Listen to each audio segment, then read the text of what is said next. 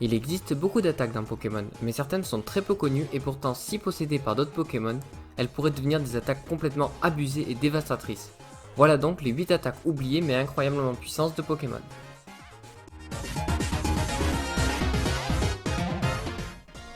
On commence avec Frotfrémousse, cette attaque physique de type électrique apparue dans la 6ème génération, est une attaque offensive avec une puissance de seulement 20.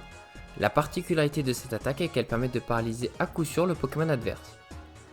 Son effet est donc de pouvoir paralyser les Pokémon à 100%, avec le talent miroir magique ou des Pokémon ayant utilisé des attaques de renvoi de statut, là où Cage Éclair n'a que 90% de précision. Malheureusement, cette attaque n'est que très peu jouée, en raison du trop peu de Pokémon l'apprenant, qui sont également très faibles, notamment Deden et autres Pikachu-like.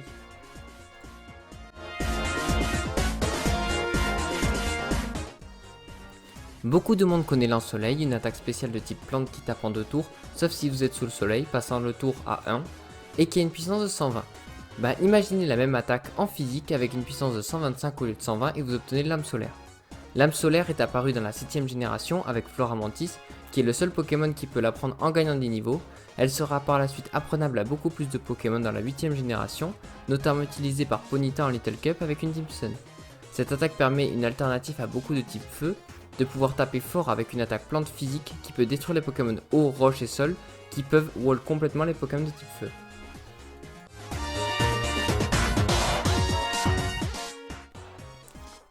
Voici donc maintenant Force ajoutée et Arrogance. Je mets ces deux attaques dans les mêmes parties car elles possèdent le même effet secondaire, avec la particularité de Force ajoutée d'être spéciale et de type Psy, tandis que l'autre est physique de type Ténèbres.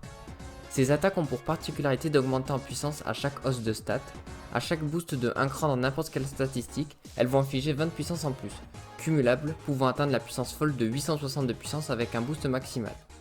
Malheureusement, elles sont très difficilement utilisables, notamment car mises sur des Pokémon pas très efficaces pour se booster.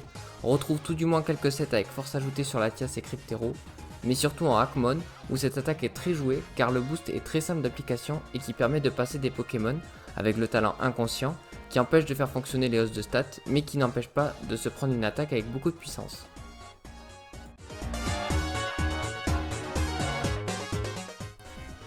Blocage est la première attaque non offensive de ce top, c'est une attaque ténèbres qui a été introduite en 8ème génération et est la capacité signature de Hixon. Cette attaque a pour effet de lancer l'attaque Abri et si le Pokémon adverse utilise une attaque de contact, va perdre 2 crans en défense, permettant au Pokémon qui ne pouvait peut-être pas le tuer de pouvoir le revendre kill facilement. Si tous les Pokémon pouvaient la prendre, certains Pokémon comme Brazigali pourraient devenir des vraies machines de guerre en parant une attaque et en se boostant en vitesse grâce à Turbo, permettant de lancer une attaque le tour suivant comme s'il y avait eu une danse lame et de littéralement détruire le Pokémon adverse.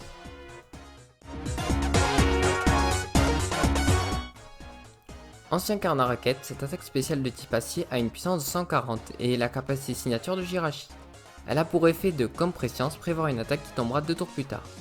En faisant des tests avec Dialga, j'ai voulu jouer cette attaque avec un Choice Spec pour taper un Mew full Vita et défense spéciale et voilà ce qu'il se passe. 95%. Oui, autant vous dire que peu de Pokémon peuvent venir sur le switch-in et encaisser correctement l'attaque. Même Noacier full vie et défense spéciale prend 50% de vie sur l'attaque, sachant qu'il y résiste.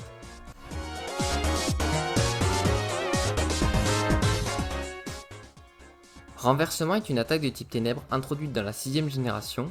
Elle a pour effet d'inverser les hausses ou baisses de stats de l'adversaire, empêchant certains Pokémon trop dangereux de sweep.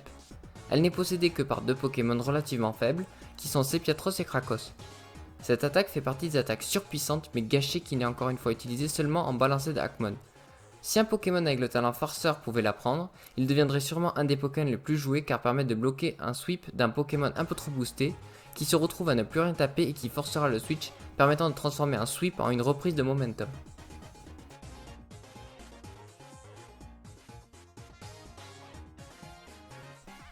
Si je vous dis attaque la plus puissante spéciale de type fée, vous pensez sûrement à Canon Floral de Magarna, pourtant ce n'est pas le cas. Un Pokémon possède une attaque plus puissante encore et ce Pokémon est Floette. En effet, il existe une 6ème forme de Floette qui possède cette attaque, mais n'est obtenable seulement en hackant son jeu. Cette attaque est Lumière du Néant, et est une attaque spéciale de type fée avec une puissance de 140 et une précision de 90%, et a pour effet d'enlever 50% de la vie du Pokémon qui l'utilise, un peu comme l'attaque signature de Pyrotechnique.